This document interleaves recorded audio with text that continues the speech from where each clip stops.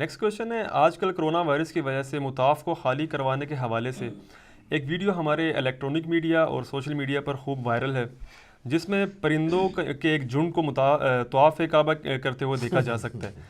اس حوالے سے علی بھائی کا کیا موقف ہے؟ علی بھائی کا یہ موقف ہے کہ شرم کریں۔ میں نے دیکھا ہے ہمارے مین اسٹریم الیکٹرانک میڈیا نے بھی یہ ویڈیو دکھائی ہے۔ بے شرموں گوروں نے اگر آپ کا انالیسس شروع کر دیا تو آپ کی چمڑی اتر جائے گی، اسلام کی بدنامی ہوگی۔ اور میرے بھائی یہ تو ہمارے ملک میں بھی آپ کو دکھا سکتے ہیں، کئی بار پرندے ایسے جاتے ہیں اور ایسے آتے ہیں، وہ انہوں نے ایک کیا اس کو بار بار ریپیٹ کر رہے ہیں۔ اس طرح نہیں طواف ثابت ہوتا۔ اس کا طریقہ یہ کہ آپ ایک ڈرون کیمرہ ان پرندوں کے اوپر بھیجیں، اور وہ ابھی بھی گورے دا مسلمان دا کوئی اعتبار نہیں ہے، ٹھیک ہے نا۔ مسلمان کچھ تو کچھ بنا دیتا ہے، مسلمان تو پنجے میں سے خون نکال دیتا ہے جعلی، مسلمان کا کیا اعتبار ہے؟ وہ گورے کا کیمرہ اوپر جائے اور وہ ٹی ناٹ سٹارٹ کرے کہ ہاں جی یہ پہلا چکر کاٹا پرندوں نے، یہ دوسرا کاٹا، یہ تیسرا کاٹا، اور 7 کے بعد پرندے رک بھی جائیں۔ 7 سے زیادہ کیے تب بھی طواف شمار نہیں ہوگا، 7 سے کم کیے تب بھی نہیں ہوگا۔ تو اس طرح کی پریکٹس کسی نے کی ہے؟ نہیں۔ اچھا، آپ لوگوں کو یہ بتاتے ہیں ادھر کے جی وہ جی خانہ کعبے کے اوپر سے کوئی پرندہ نہیں گزرتا، کہتے جہاز بھی نہیں گزرتا۔ اور سر جہاز اس لیے نہیں گزرتا کہ وہ نو فلائی زون ہے، وہ تو پاکستان میں بھی کئی جگہ جہاں سے جہاز نہیں گزر سکتا۔ ہمارے جتنی یہ یعنی حساس مقامات ہیں ڈیفنس کے پوائنٹ آف ویو سے، وہ بھی نو فلائی زون ہے، ٹھیک ہے۔ تو جہاز کا اچھا پرندے گزرتے ہیں۔ سر میں نے غلاف کعبہ کے اوپر کبوتروں کو بیٹھے ہوئے دیکھے، آپ کہتے ہیں نہیں گزرتے، اس کے اوپر سے گزرتا ہے، کہتے ہیں گنبد خضرا پہ نہیں بیٹھتا۔ گنبد خضرا کی جو وہ اوپر والی سوئی کی ٹپ ہے اس میں نے خود اپنی آنکھوں سے کئی بار دیکھا ہے، ویڈیو میں نہیں، وہاں جا کے۔ سر کہتے ہیں اوپر سے نہیں گزرتا اوپر۔ تو یہ بتائیں یہ جو ہر سال 2 دفعہ غلاف کعبہ چینج ہوتا ہے رجب کے مہینے میں اور محرم میں، وہ تو بوٹ لے کے فوجی اوپر چڑھے ہوئے ہوتے ہیں، وہ کیوں نہیں پھڑک جاندے؟ کہتے ہیں نا اوپر سے گزرے گستاخی، وہ ایتھے کہتے ہیں اینج جی پچھو گول آندے نے، اینج آ رہے ہوندے نے، اینج کر کے لنگ جاندے نے، گستاخی نہ ہو جائے۔ سب کہانی ہے، جھوٹ ہے، کوئی طواف کعبہ نہیں کر رہے سر۔ وہ میں نے بھی دیکھا ہے، وہ ایک چھوٹی سی ویڈیو ہے، یوں گئے ہیں اور یوں آئے ہیں، وہ تو آپ کو یہاں بھی کئی جگہ نظر آ جائیں گے، یوں جا کے یوں آ گئے۔ وہ 7 چکر پورے کرائیں، اور وہ بھی آپ کو سائیڈ ویو سے نہیں دکھانا چاہیے۔ سائیڈ ویو میں تو یوں بھی جائیں نا تو آپ کو گول ہی نظر آئے گا، اوپر یوں آپ یوں نظر آ رہا ہو اور 7 چکر پورے ہو رہے ہوں، تو لوگ سبحان اللہ کر رہے ہوتے ہیں۔ یہ خدا کے لیے یہ حرکتیں چھوڑ دیں۔ آپ اس طرح کی چیزوں کو جب پریزنٹ کریں گے تو پھر گورا جو ہے نا آپ کے ساتھ ہاتھ کر دے گا۔ میں آپ کو بتاتا ہوں، سعودی حکومت کم از کم اس لحاظ سے میں نے دیکھا تھوڑی سی سائنٹیفک ہے۔ یوٹیوب کے اوپر ایک ویڈیو رکھی ہے کچھ سال پہلے، یہ جو پائپ لائنز آ رہی تھی نا زمزم کے واٹر کی، وہ جگہ جگہ سے ڈیمیج تھی، تو اس میں سیوریج کا پانی مل گیا تھا۔ تو انہوں نے باقاعدہ سائنٹسٹ کو بلا کے اس پانی کے نمونے لیے، تو کنٹیمنیٹڈ واٹر تھا وہ، ٹھیک ہے۔ تو پھر سعودی حکومت نے اس کو ریپیئر کروایا۔ ان کا جی یہ زمزم پی کے تو لوگ بیمار ہوں گے۔ اب مجھے بتائیں یہاں کسی مسلمان کو بتایا جائے، یہاں تو مسلمان کا یہ عقیدہ ہے کہ ایک زمزم کا قطرہ عام پانی میں ڈال دو نا تو وہ زمزم بن جاتا ہے۔ تو وہ یہ مانے گا کہ گٹر کا ایک قطرہ زمزم میں شامل ہو جائے تو وہ زمزم کو کنٹیمنیٹڈ اور بیماریوں والا کر دے گا؟ نہیں مانیں گے، وہ کہیں گے تو خود پاک ہو جائے گا۔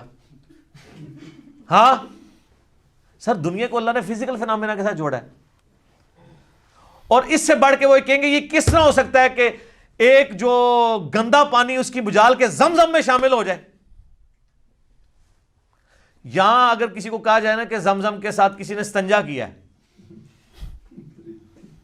میں وہ لفظ نہیں بولنا چاہتا، وہ اس کے ساتھ وہ کر دیں گے، آپ سمجھ گئے ہوں گے اشارے کے ساتھ، یہی کریں گے نا۔ تو سر یہ جب مکے میں تو پانی زمزم ہوتا تھا، لوگ اس کو استنجے کے لیے بھی استعمال کرتے تھے، پینے کے لیے بھی استعمال کرتے تھے، ہنڈیا کے لیے بھی استعمال کرتے تھے۔ یہ تو اب ہے نا کہ انہوں نے، ان کے پاس ٹیکنالوجی ہے، یہ سمندر کا پانی نکال کے وہ یہ کرتے ہیں، ٹھیک ہے۔ تو اس میں کوئی زمزم کی بے رحمتی نہیں ہو جانی ہے، یہ اللہ تعالیٰ کی طرف سے ایک نعمت ہے۔ پانی یعنی پانی جو ہے وہ ہے اس لیے ہے کہ وہ استعمال کیا جائے انسانیت کی فلاح کے لیے، اس لیے تو نہیں ہے کہ آپ انسانیت کو مصیبت میں ڈال دیں اس کی وجہ سے۔ باقی اس کے فضائل و برکات اپنی جگہ ہے، وہ ہم انکاری نہیں ہے، لیکن یہ یاد رکھیے گا سائنٹیفک چیزوں کو بھی اڈاپٹ کرنے کی ضرورت ہے۔ یہ وقتاً فوقتاً سعودی حکومت بہت اچھا کام کرتی ہے کہ وہ پانی کو چیک کرواتی ہے، کنٹیمنیٹڈ واٹر نہ ہو، الٹا یہ نہ ہو کہ زمزم آپ صحت کے لیے پی رہے ہوں اور وہ بیماریوں اس میں جا رہی ہوں۔ یہاں تو آپ کو کہانی کرائی ہے جی خالد بن ولید نے بسم اللہ پڑھ کے زہر کھا لیا, کچھ نہیں ہوا. ٹھیک ہے, کہانی ہے, جھوٹ ہے. بخاری میں موجود ہے حضور علیہ السلام کی جب یہودیوں نے دعوت کی ہے تو صحابہ کرام نے ساتھ بیٹھ کے وہ زہر والا کھانا کھایا, حضور کی بھی زبان پہ تھا تو وہ نوالا بول پڑا, تو آپ علیہ السلام کو تو خیر اس وقت بچت ہوگی, کئی صحابہ شہید ہو گئے اس کے اندر, انہوں نے بغیر بسم اللہ کے پڑھ کے کھایا تھا. اور جناب امام بخاری نے باب باندھا ہے کہ کوئی شخص زہر والا کھانا نہیں کھا سکتا, اور نیچے وہ حدیث لے کے آئے ہیں کہ نبی علیہ السلام نے فرمایا کہ جس شخص نے زہر کا کھانا کھا کے خودکشی کی, یا پیٹ میں چھرا مار کے خودکشی کی, یا اپنی رگ کاٹ کے خودکشی کی, تو قیامت والے دن دوزخ میں اس پہ وہی عذاب مسلط کیا جائے گا. امام بخاری نے اس سے یہ رزلٹ نکالا ہے کہ زہر نہیں کھایا جا سکتا. سر یہ بسم اللہ پڑھ کے وہ پچھلے دنوں ایک بھائی کی بھی بات کر رہے ہیں جی, اس نے وہ مناظرہ جیت لیا عیسائیوں سے جی, وہ زہر اس نے کھا لیا, بعد میں لیبارٹری میں تسی مجھے دسا شعیب بھائی, میں کہ یار شعیب بھائی تواڈے ورگا پڑھا لکھا بندہ یہ گلاں کر رہا ہے. نہیں شیئر کر رہا تھا میں ایک بار, ٹھیک ہے, میں نے جسٹ شیئر کی تھی کہ اس شیئر کیا تھا, تو میں نے اس وقت یہ کہانی ہے میرے بھائی, لے آؤ کوئی اولیاء اللہ بسم اللہ پڑھ کے زہر نہیں کھوانا انہوں, نہ نہ نہ, اس کو ہم نے کہنا ہے کہ اپنی مبارک انگلیاں ساکٹ شریف میں داخل کرے اور ننگے فرش پہ کھڑا ہو, میں تکنا تواڈے تے کیڑی بسم اللہ اثر کرتی ہے. ناگہانی آفتیں ٹلتی ہیں, جو آپ خود اپنے اوپر آفت طاری کرتے ہیں نا وہ وظائف سے نہیں ٹلتی ہے. ایک بندہ جی جو 6-7 اجوا کھجوریں کھائے اور جا کے کوبرے کے منہ میں ہاتھ دے دے, نہیں بچے گا. اس طرح نہیں ہوتا, یہ سب چیزیں ناگہانی آفات ہیں. جب اپنے اوپر آپ طاری کریں گے یا اللہ نے آپ کی تقدیر میں لکھی ہیں, وہ بھی نہیں ٹلنی. سر نبی علیہ السلام تو غزوہ احد میں اتنی دعائیں پڑھ کے اور زرہ پہن کے نکلے تھے, تب بھی 4 دانت شہید ہو گئے تھے, بغیر دعاؤں کے نکلے تھے. وہ جو آزمائش آنی ہے وہ تو آ جانی ہے. وَلَنَبْلُوَنَّكُمْ بِشَيْءٍ مِّنَ الْخَوْفِ وَالْجُوعِ وَنَقْصٍ مِّنَ الْأَمْوَالِ وَالْأَنفُسِ وَالثَّمَرَاتِ. اور یہ کہہ رہے ہیں طواف کعبہ رکا ہے تو وہ جناب پرندوں نے شروع کر دیا ہے. میں آپ سے پوچھتا ہوں یہ طواف کعبہ کو پہلی بار رکا ہے؟ صحیح مسلم اٹھا کے دیکھیں, یزید کے دور میں بھی طواف کعبہ رک گیا تھا, کیونکہ عبداللہ ابن زبیر کا حجاز پہ خلافت تھی اور شام میں یزید بیٹھا تھا, اس نے چڑھائی کی, بلکہ منجنیق سے پتھر گرائے, خانہ کعبے کا غلاف بھی جل گیا. ٹھیک ہے, تو دنیا بقدر ایفٹ ہے. وہ ابرا کا لشکر ایک ہی دفعہ تباہ ہوا ہے. بخاری مسلم حدیث ہے قرب قیامت میں ایک پتلی ٹانگوں والا حبشی کعبے کی اینٹ سے اینٹ بجا دے گا. اور یہ کچھ سال پہلے کرین بھی تو کعبے میں گری تھی. یہ دنیا بقدر ایفٹ ہے, اس میں اللہ کو نہیں آپ ڈالیں گے. ویسے وہ کرین گرنے سے جو ہے نا وہ غیر اللہ کے ماننے والے بڑے خوش ہوئے تھے, کیونکہ ان دنوں ان کے مزارات کے اوپر بم پھٹ رہے تھے. وہ کہتے ہیں شکر ہوتے بھی کچھ ایڈ کی ہے, کیونکہ لوگ ان کو کہتے تھے یار ولی کو نہیں کہتے, ان کہتے ہیں اللہ نے بھی تو نہیں کی تھی. سر اللہ کے بارے میں ہمارا کبھی دعویٰ ہی نہیں ہے کہ اللہ تعالیٰ نے کعبے کی حفاظت کرنی ہے, ورنہ تو یزید کے دور میں ہوا ہے. صحیح مسلم میں آتا ہے. اس کے بعد پھر عبد الملک بن مروان کے دور میں جب عبداللہ بن زبیر کو شہید کیا حجاج ابن یوسف نے, اس نے بھی خانہ کعبہ کے اوپر چڑھائی کی تھی, اس میں بھی ڈیمیج ہوا تھا, طواف کعبہ رک گیا تھا. یہ مسلم شریف ہے, مولانا شریف نہیں, کہانی شریف نہیں. تو اللہ تعالیٰ نے تو آپ کے ذمہ لگائی ہوئی یہ بات. اللہ تعالیٰ نے ابراہیم کے لیے ایک ہی دفعہ آگ ٹھنڈی کی ہے. رومن امپائر کی جنگوں میں, بیٹل فیلڈز میں صحابہ کو تیل کے کڑاؤں میں جلایا گیا ہے, وہ تو جل گئے. جو اللہ کا شیر ہے حمزہ ابن عبد المطلب, اس کی تو لاش کا مسئلہ ہوا ہے. یہ آپ نے وہ جی کفن میلا نہیں ہوتا کہانی بنائی ہوئی ہے. تو یہ کہانیاں چھوڑ دیں, اس طرح کی کہانیوں کے اندر کچھ نہیں ہے. اللہ تعالیٰ نے یہ چیزیں ساری غیب کے پردے میں رکھی ہوئی ہیں, اس طرح نہیں سامنے لے کے آنا. آپ کو تو کہتے ہیں کعبے شریف کے اوپر سے کچھ چڑیاں نہیں گزرتی. غلاف کعبہ پہ میں نے بیٹھیں کئی بار دیکھی ہیں, اور کئی پاکستانیوں نے وہ چھوٹی کینچیاں رکھی ہوئی ہیں, وہ اس کو ٹک مار کے بھی چلے جاتے ہیں, وہ برکت کے لیے لے آتے ہیں. تو ان کی کینچی کیوں نہیں کھنڈی ہو جاتی, وہ ٹک مار رہے ہوتے ہیں. گنبد شریف کے اوپر بیٹھے ہوتے ہیں, وہ کہتے ہیں گنبد کا سایہ زمین پہ نہیں پڑتا. اور سر زمین تے کتوں پوے, وہ دوسری منزل ہوتے ہیں. اور پوڑیاں چڑھ کے اوپر جاؤ, اوپر جو دوسری منزل ہے اس کی زمین پہ پڑا ہوا ہوتا ہے سایہ. کہتے ہیں سایہ ہی کوئی نہیں ہے. یار مجھے بتائیں, اگر گورے کو آپ نے یہ باتیں پیش کی اور اس بنیاد پہ مسلمان کرنے کی کوشش کی تو وہ بعد میں کتنا مایوس ہوگا. اسلام تو کوئی اس طرح کی کہانی نہیں کرواتا. نبی علیہ السلام نے کبھی کوئی اس طرح کی باتیں نہیں کی ہیں کہ امت کو اس طرف لگا دیا جائے کہ وہ یہ کرنا شروع کر دے. ہمارا تو کہیں پہ کلیم نہیں ہے کہ یہ اس طریقے سے ہوتا ہے.